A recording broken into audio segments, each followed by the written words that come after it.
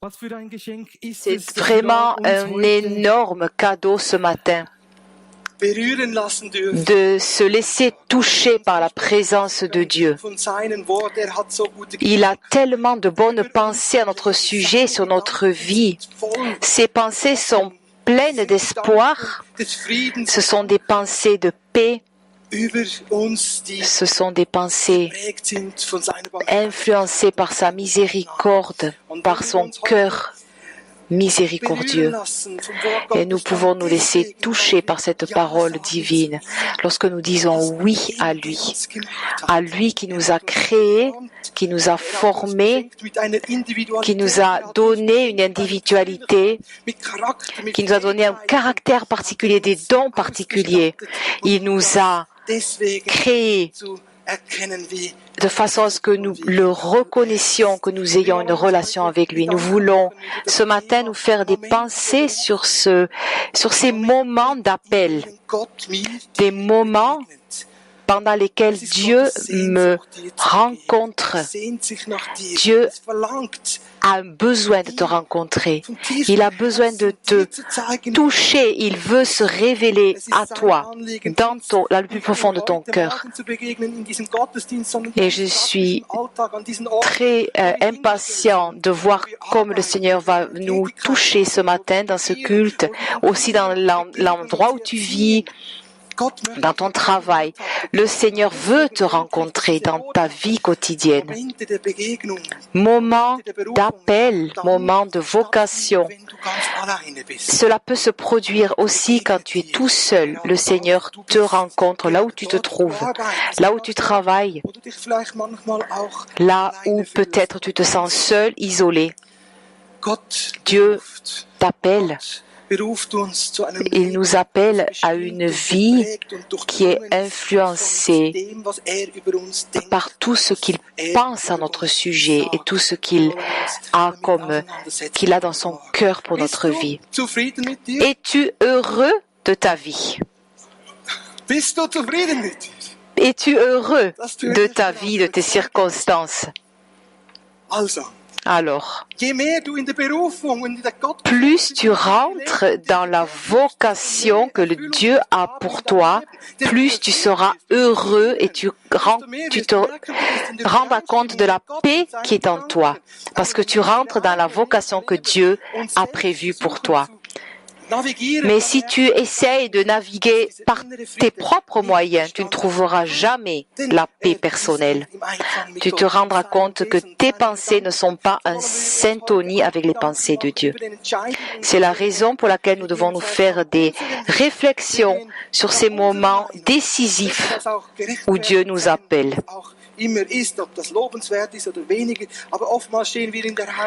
Souvent, nous sommes bien égoïstes, nous sommes égocentriques, nous avons tendance à vouloir développer nos propres plans, à vivre une vie égoïste. Et si nous voulons rencontrer Dieu, si nous voulons lui donner la possibilité de nous rencontrer, nous devons nous rendre compte que la vie que Dieu a pour nous est motivée par un grand amour, une grande miséricorde. Il désire t'ouvrir une vie nouvelle. Si nous lisons la Genèse 2:15, nous nous rendons compte que Dieu forme l'homme et le met dans le jardin de l'Éden de façon à ce qu'il le garde et qu'il le cultive, qu'il le surveille. Il lui a donc délégué une responsabilité et lui donne aussi l'appel d'être créatif. En Genèse 2:20, nous voyons que Dieu donne à l'homme la responsabilité de donner des noms aux différents animaux. Donc c'est l'homme qui décide les noms des animaux. Et si nous regardons aussi un peu en arrière, nous nous rendons compte dans le livre de la Genèse, Genèse 1:26, Dieu béni l'homme avec le devoir de se multiplier, donc d'être père, d'être mère. Et nous sommes tous dans une situation de vie où nous avons une responsabilité. Et nous sommes accompagnés par Dieu et par sa bénédiction. Et c'est toujours un petit peu évidemment en conflit avec nos buts personnels, avec notre vie personnelle que nous voulons vivre. Aujourd'hui, il s'agit d'être unifiés, de devenir un avec ce que Dieu a pensé pour nous. Que se passe-t-il dans ce jardin de l'Éden? L'homme peut manger tous les fruits du jardin, il peut devenir un administrateur. Et donc, à ce moment-là, une tragédie se met en place, quelque chose de dramatique pour l'existence de l'homme. L'homme perd sa vocation originelle, sa vocation qui était d'être uni à Dieu, de l'accompagner chaque soir dans la brise du soir, de pouvoir s'entretenir avec lui.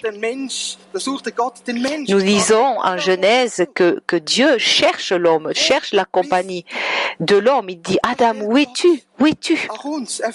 Et Dieu nous demande exactement la même chose ce matin. Où es-tu?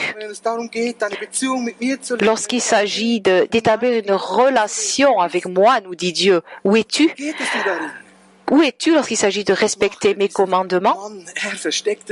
Que fait l'homme, le premier homme, Adam? Il a peur, il se cache sous les hommes parce qu'il s'est rendu compte qu'il est nu.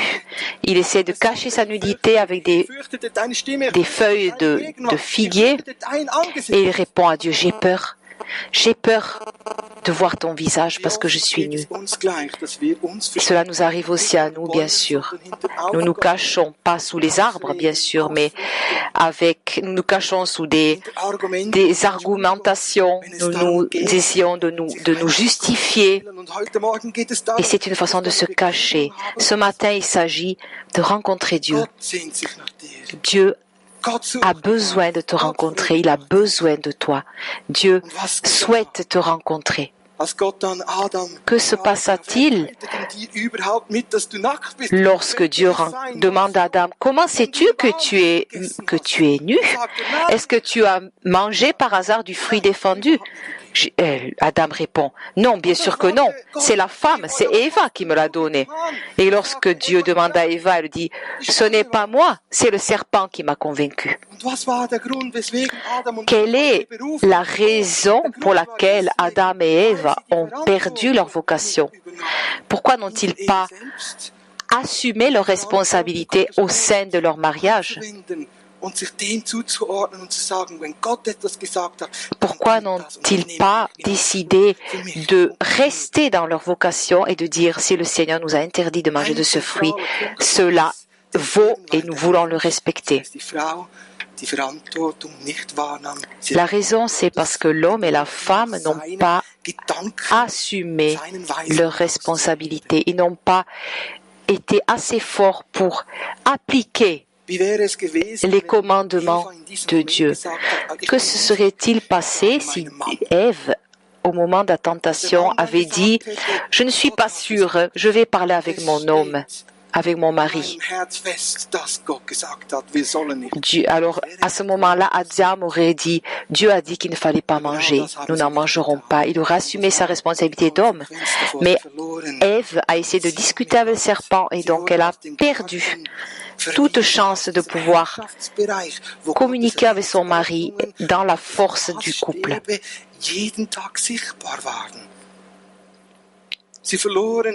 Ils ont donc perdu leur vocation qui les remplissait de joie et de bonheur. Ils ont perdu leur communion quotidienne avec le Seigneur. C'était un moment de communion intense où ils se remplissaient de force et de bonheur. Ils ont perdu toute leur vie. Ils n'ont pas simplement perdu leur vocation. Ils sont aussi tombés très profondément dans le péché. Ils ont perdu la puissance de gouverner. Nous le voyons dans l'évangile de Luc 4, 6. Et ils sont tombés dans un monde corrompu et ils se sont laissés corrompre par le péché et leurs descendants également. Adam et Ève, ils n'ont pas simplement perdu une relation, ils ont aussi perdu compétence, ils ont perdu le cadeau précieux qui leur avait été donné par Dieu, une communion avec lui et la responsabilité de gouverner et d'entretenir leur royaume.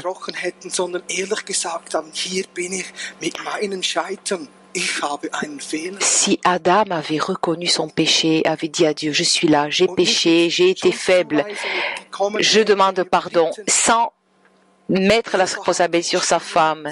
Et si sa femme n'avait pas fait la même chose également, a dit, j'ai péché, j'ai été coupable. Cela demande beaucoup de courage également aujourd'hui d'être là devant Dieu et de dire j'ai péché, de le reconnaître. Sans cette sincérité, nous ne pouvons pas faire un pas en avant. Nous ne pouvons pas rentrer dans notre vocation. Nous ne pouvons pas trouver notre identité. Le péché déforme et bloque la vocation. Le péché nous éloigne de l'image que Dieu a prévue pour nous, des projets qu'il a pour nous. Et nous sommes tous dans cette tension où nous nous rendons compte que nous sommes éloignés du Dieu, que nous sommes des pécheurs. Dans le fait d'être tombés, Adam et Ève ont eu aussi des conséquences. Ils ont été punis par Dieu. Nous avons un Dieu saint, dont nous avons également un Dieu qui juge et qui punit les fautes. Et Dieu dit à Ève, tu vas avoir des grossesses difficiles, tu vas donner naissance à la douleur. Et à l'homme, il dit, je maudis le terrain, la terre où tu vas devoir travailler pour tirer des fruits, pour te nourrir. Dans ce jugement, nous voyons malgré tout la miséricorde et l'amour de Dieu. Dieu est miséricordieux aussi dans son jugement. Dans le jugement de Dieu, nous avons toujours cet amour et cette miséricorde qui anime son cœur, son amour pour sa créature. Et c'est à ce moment-là, au début de la Bible, que nous voyons dans la Genèse 3, 15, nous voyons qu'il y a la prophétie d'un sauveur, d'un Messie qui viendra, qui va écraser la tête du serpent. Donc Dieu est conséquent. Il punit le péché, mais il ouvre une porte à la miséricorde et il ouvre une porte à la venue de Christ pour nous sauver. Également, il fait un premier acte de mode puisqu'il crée le premier vêtement d'une peau de bête. Et pour empêcher l'homme de retourner dans le jardin de l'Éden, pour le protéger de remanger de ce fruit qu'il aurait tué finalement, qu'il aurait encore plus rendu malade de péché, il met un ange avec une épée tourbillonnante autour du jardin de l'Éden. Nous sommes donc sans Dieu, nous sommes totalement perdus, nous sommes dans un état de désolation, nous sommes seuls, nous sommes vides, nous n'avons plus de vocation. Pourquoi vivons-nous? Est-ce que cela a un sens si que nous sommes sans Dieu? J'aimerais bien vous montrer un autre aspect à propos des conséquences sur les enfants. À l'origine, Dieu donne à l'homme lui ordonne de se multiplier, d'avoir des enfants.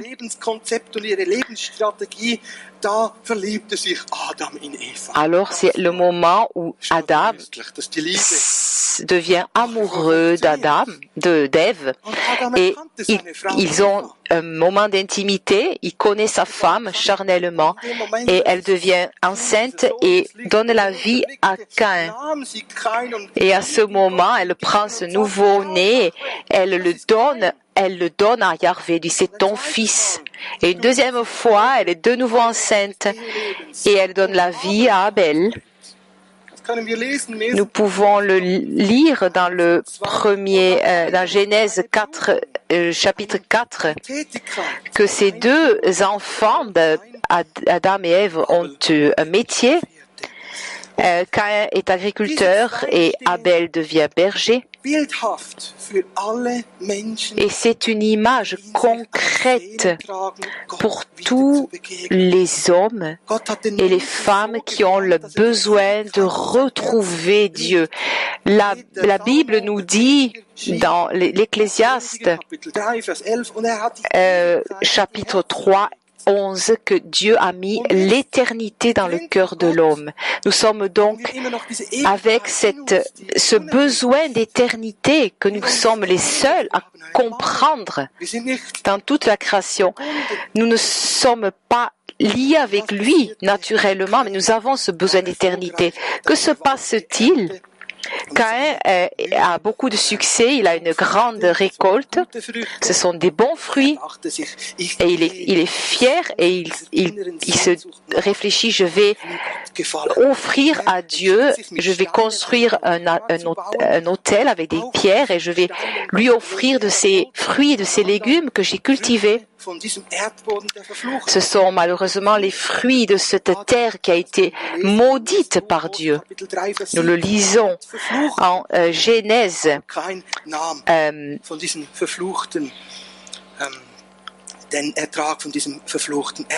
Donc, il lui construit un autel. Que fait Abel, son frère, le jeune frère? Il fait tout ce que fait son frère aîné.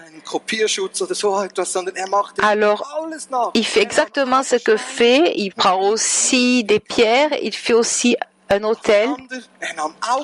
Et il prend aussi du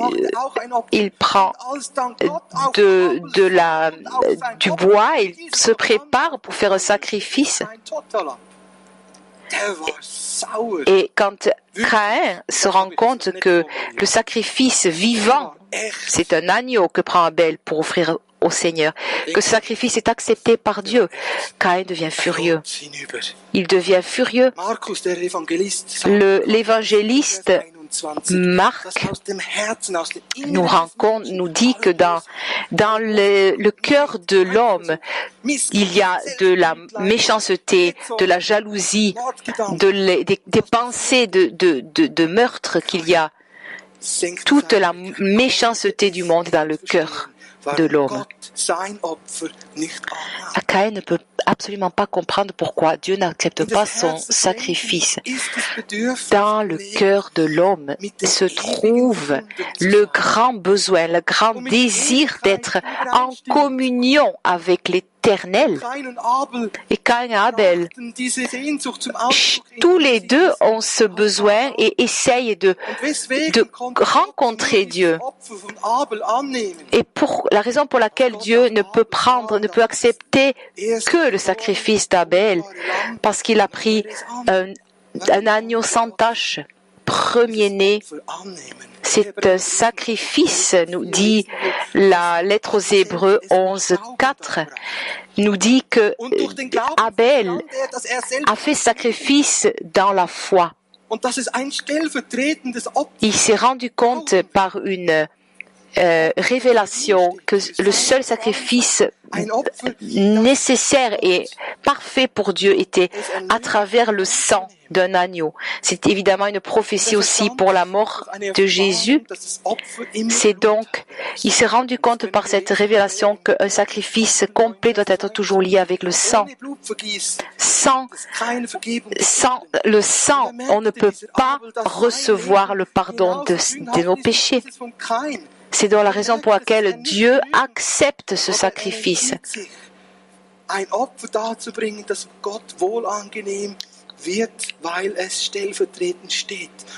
Donc le sacrifice d'Abel est une prophétie pour nous de ce qu'a fait Jésus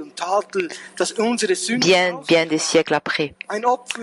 Donc c'est un sacrifice qui prend sur soi la malédiction des péchés. Et Abel comprend ceci à travers une révélation, et c'est pour cela que l'on parle de sacrifice de foi que Dieu a accepté. Pas parce que Abel était meilleur que son frère Caïn, il n'était pas meilleur. C'est parce qu'il avait la foi dans ce sacrifice de sang que ferait Jésus pour l'humanité. C'est donc une perspective qui rentre dans les idées que Dieu s'est fait pour l'humanité, parce que Dieu veut le meilleur pour l'humanité. Dieu a des pensées absolument bonnes pour nous tous, pour toi. Dieu est bon et il reste bon. Il ne peut pas se changer. Dieu reste le même hier, aujourd'hui et pour toute l'éternité. Il a toujours de la miséricorde pour ces créatures, pour ces créatures qui le cherchent. Il reste le même. Il reste fidèle à lui-même, même si nous ne le sommes pas. Nous ne sommes pas fidèles. Et lorsque nous commençons à nous définir sur la base du sacrifice que Jésus a fait pour nous,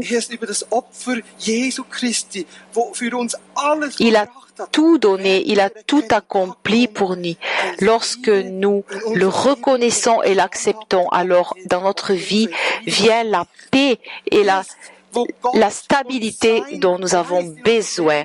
Son esprit vient en nous, vit en nous, et à partir de ce moment, la vie change. Nous rentrons dans une nouvelle vie, nous rentrons dans une vie pleine. Dieu se réconcilie avec l'humanité à travers Jésus, à travers le sang que Jésus a versé sur la croix. Tout ce que nous faisons doit être mis en syntonie avec ce que Jésus a fait. Lorsque nous avons compris ceci, nous devons vivre comme la lettre aux Colossiens 3,17 nous le dit. Nous devons vivre avec Dieu, en syntonie avec Dieu.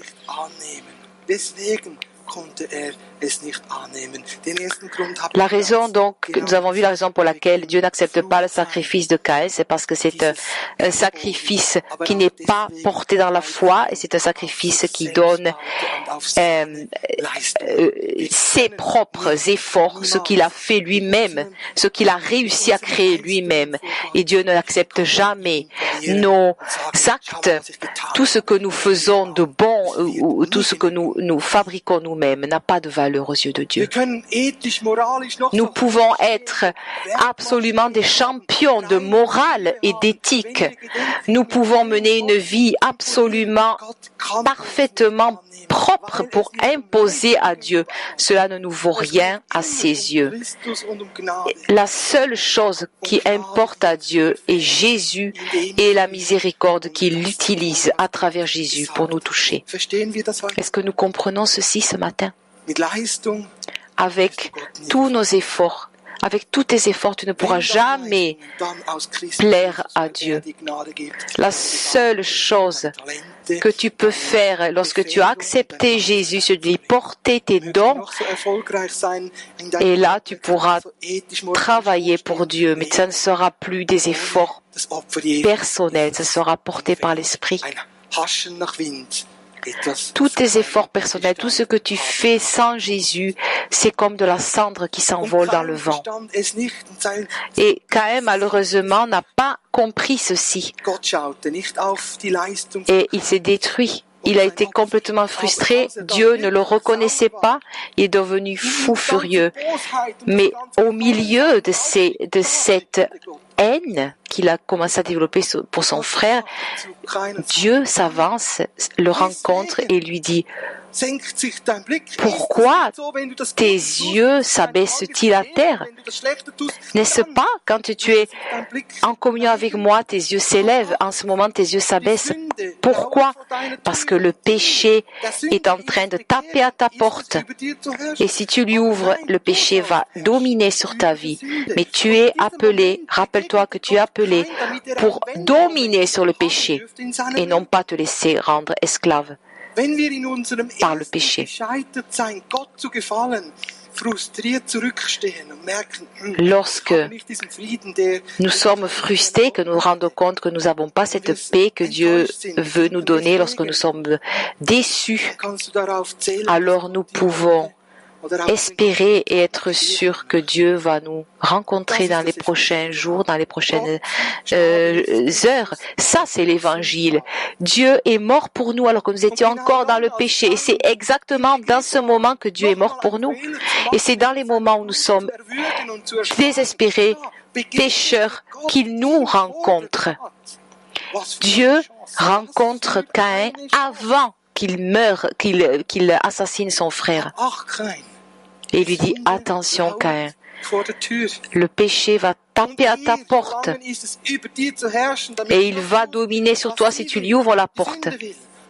Il lui dit: sois fort, domine sur le péché. Et il lui essaie de lui expliquer qu'il a la capacité de rentrer dans une nouvelle vocation, une vocation qui lui permettrait de vaincre le péché, de renverser la situation. Nous sommes tous appelés à la même vocation. Nous sommes appelés à dominer sur le péché. Nous sommes appelés à vaincre le péché. Jacques 1, 14 dit que Dieu ne tente personne. Mais si nous faisons attention, nous donnons un doigt au désir, alors cela va amener le péché qui va nous dominer.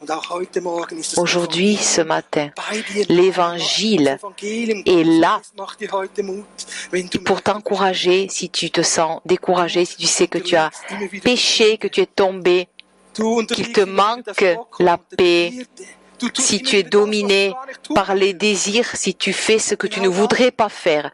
C'est justement en ce moment que tu as une chance de reconnaître Dieu, sa miséricorde, de faire un pas et de transformer ta vie. Dieu transformera ta vie. C'est juste dans ce moment-là que Dieu peut nous rencontrer et changer notre vie. Alléluia. Ça, c'est la bonne nouvelle. Moment d'appel. À quoi sommes-nous appelés? Nous sommes appelés à accepter Jésus-Christ personnellement. Personnellement, le prendre pour notre vie, accepter ce sacrifice qu'il a fait pour nous, pour notre vie. Nous sommes appelés à reconnaître la vérité. Nous ne sommes pas appelés à dire des mensonges, à esclaviser. Nous sommes appelés à dominer avec Jésus, à dominer. Nous sommes appelés à être fils et filles du Tout-Puissant, du Dieu Tout-Puissant, comme dit Éphésiens 1:5. Nous sommes appelés à nous attribuer l'héritage de Dieu, à le saisir.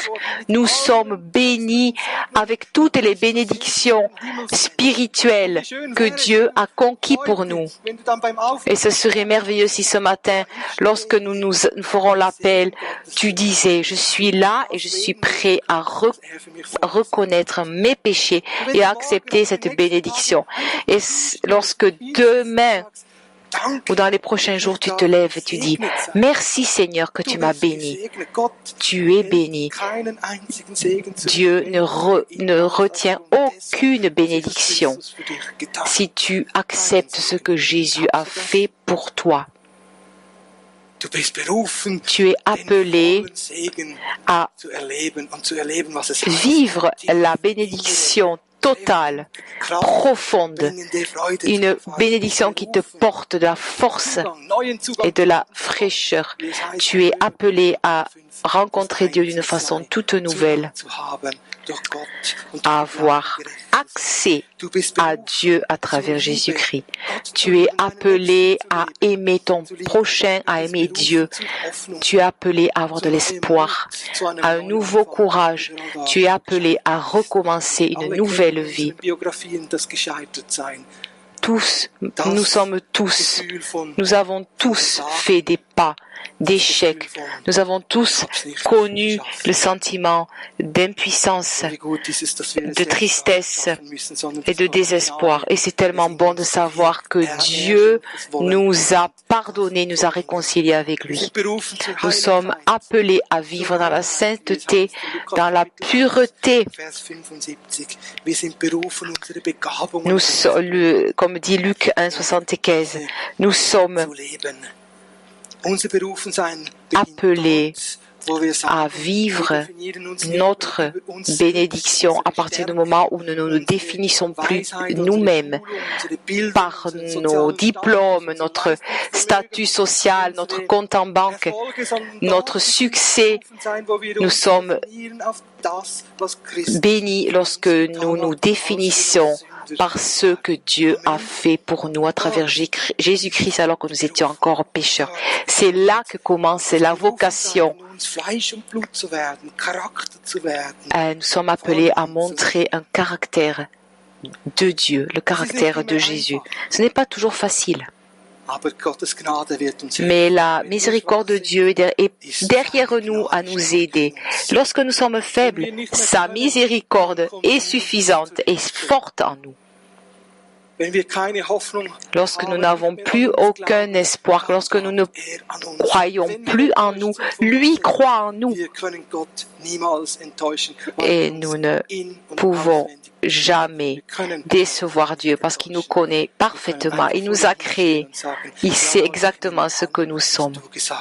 Et lorsque nous acceptons ce qu'il a fait pour nous, lorsque nous le remercions pour sa miséricorde, notre vie est transformée.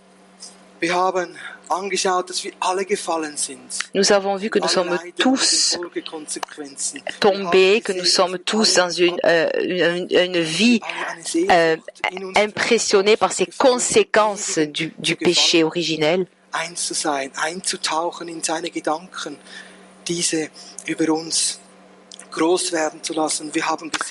Nous sommes appelés à laisser les pensées de Dieu se développer en nous. Nous sommes tous appelés à croire.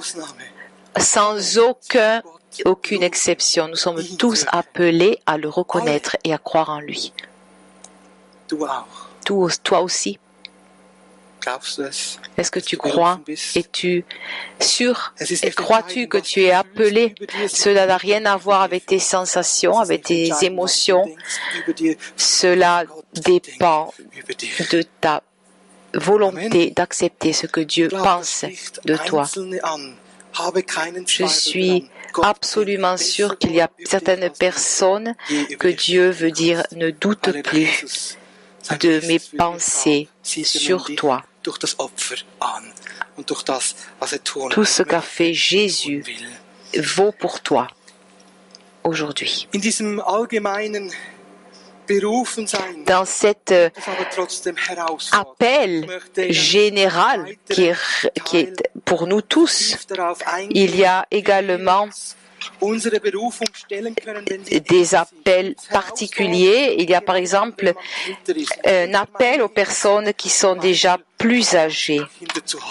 Je parle aux personnes maintenant qui ont déjà des enfants adultes.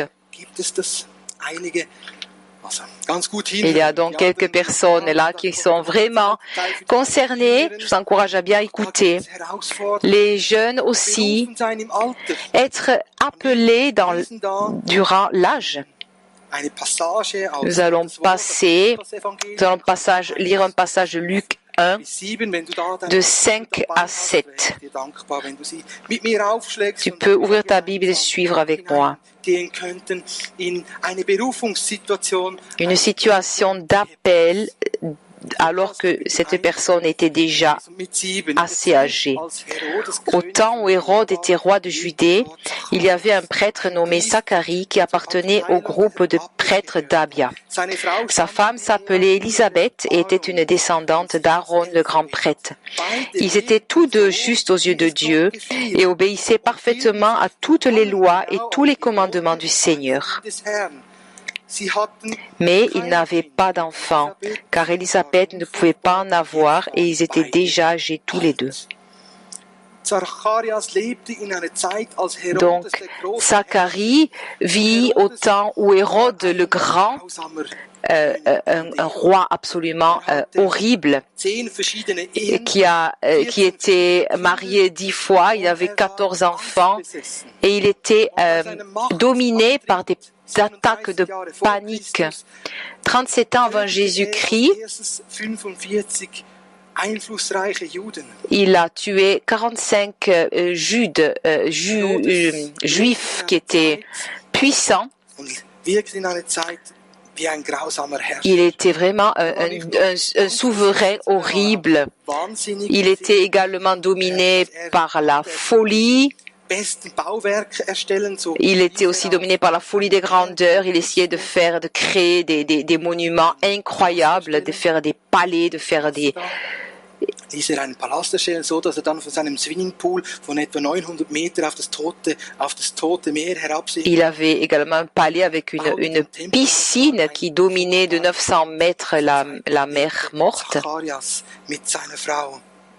C'était donc un temps absolument corrompu et dangereux, le temps où vit Zacharie et sa femme Élisabeth. Donc, Zacharie appartenait au groupe de prêtres d'Abia. Il y avait plusieurs groupes de prêtres et son groupe a été appelé donc à apporter l'encens dans le Saint des Saints ce jour-là. Si vous essayez de calculer les chances, les possibilités, les probabilités que Zacharie avait d'être appelé, elles étaient vraiment minimes. Et pourtant, il a été appelé ce jour-là et ce vieux prêtre rentre dans le temple et dans le Saint des Saints pour accomplir sa vocation de prêtre. Il se met devant l'autel avec son encens et à ce moment-là, l'ange Gabriel lui apparaît. Ça faisait 600 ans que l'ange Gabriel n'était pas apparu. Et il lui dit, n'aie pas peur. Imaginez-vous, moi j'aurais eu très peur si j'avais été à la place de Zacharia. Un immense ange. Je serais devenu blanc comme la craie. Et Gabriel lui dit, réjouis-toi, Zacharie, tu peux jubiler.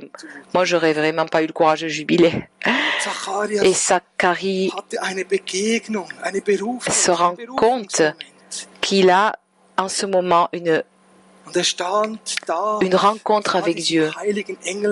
Et il regarde cet ange totalement choqué et il entend, à partir de maintenant s'ouvre une nouvelle époque.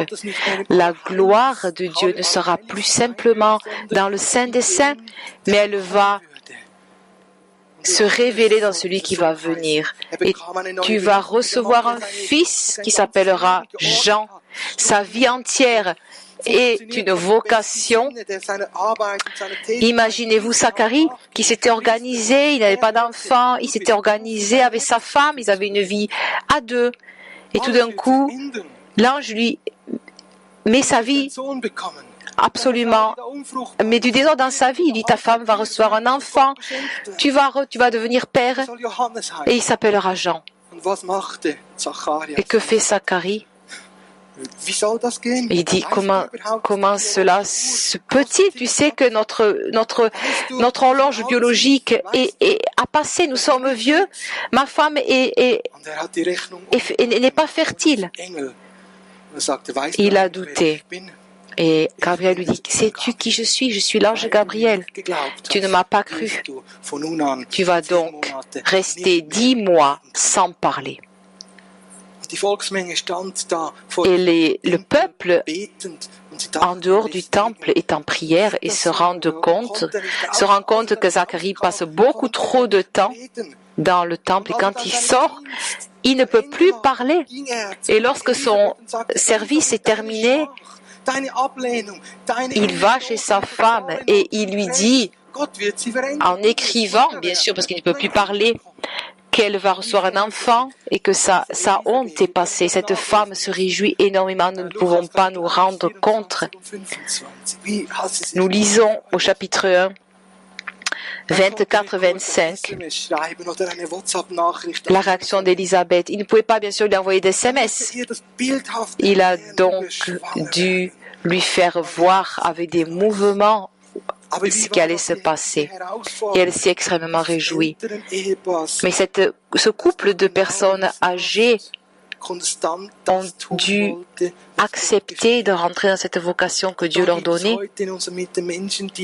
Et il y a aujourd'hui aussi des hommes et des femmes qui ont confiance en Dieu, qui vivent selon les commandements et les visions de Dieu, qui se sont aussi arrangés avec leurs circonstances et qui ont de la difficulté peut-être aussi à croire à nouveau ce que Dieu leur dit. Cela demande beaucoup de courage d'avoir de nouveau confiance. Zacharie n'a pas eu facilité à le faire. Ça n'a pas été évident pour lui de croire et d'accepter sa paternité, de commencer de nouveau un processus qui commence avec les langes pendant des années pour accompagner un enfant jusqu'à la maturité. Et pourtant, il l'a fait.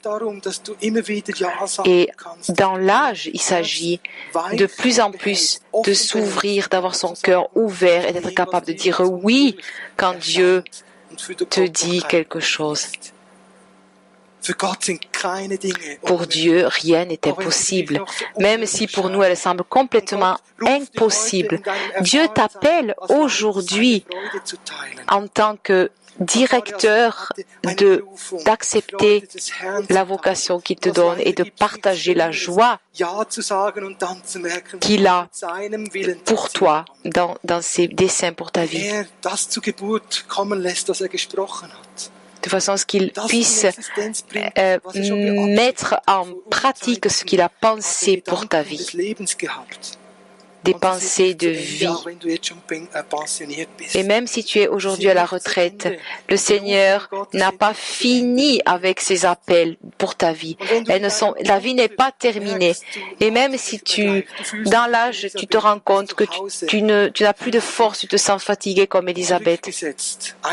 Tu te sens seul, inutile. Tu te rends compte que tu as été influencé et que tu es influencé par tes échecs. Peut-être t'es-tu résigné aussi. Cet appel va à toi ce matin.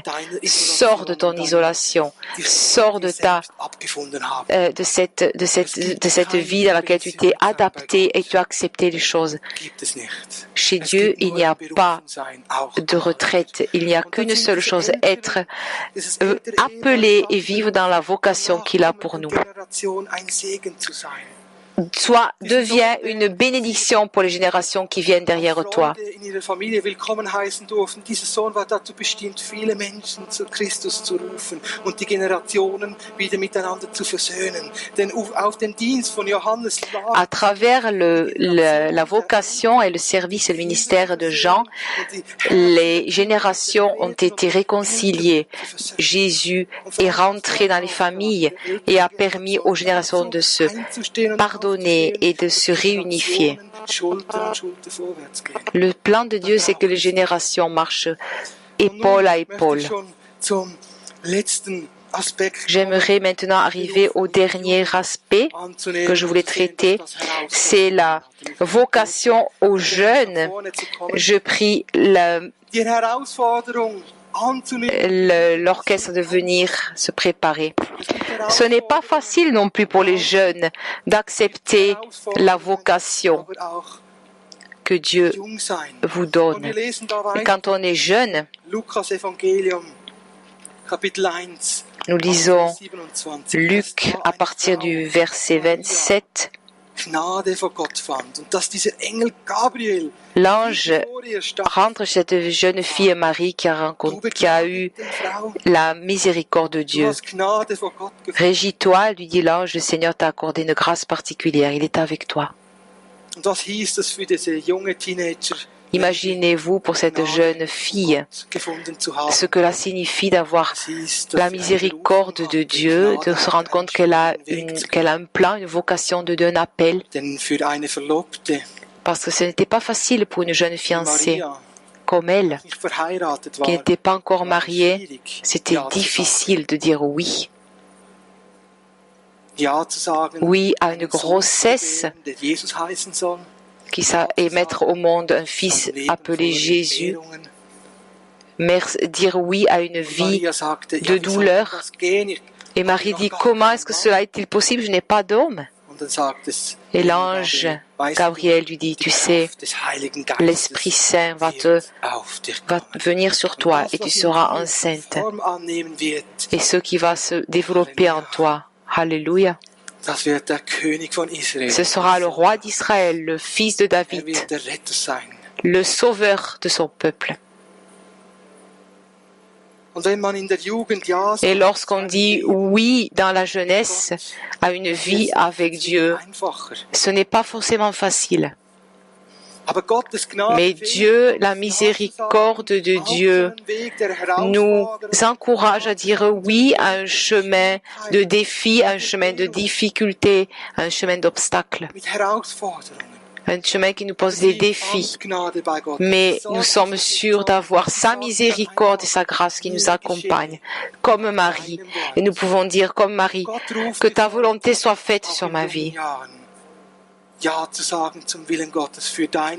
Et je t'encourage à dire oui au plan de Dieu sur ta vie. Oui à Jésus-Christ, de façon à ce qu'il prenne forme en toi comme il a pris forme dans le ventre de Marie. Et nous avons ce gentleman, ce jeune homme, Joseph, qui cherchait lui aussi cette miséricorde de Dieu. Et il réfléchit de laisser Marie en secret pour pas la déshonorer.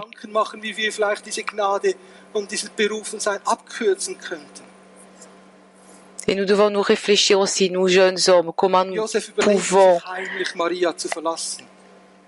prendre des raccourcis. Et il est en train de réfléchir comment il peut laisser Marie. Et à ce moment-là, l'ange lui apparaît et dit non, ne fais pas ça, reste avec elle, reste derrière elle. Et un oui pour elle.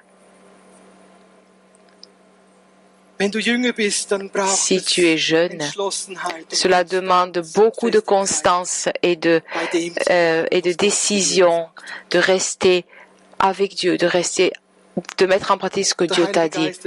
Et l'Esprit Saint t'encourage ce matin de rester à ce que Dieu t'a dit. Et il va confirmer cette vocation qu'il a sur ta vie ce matin.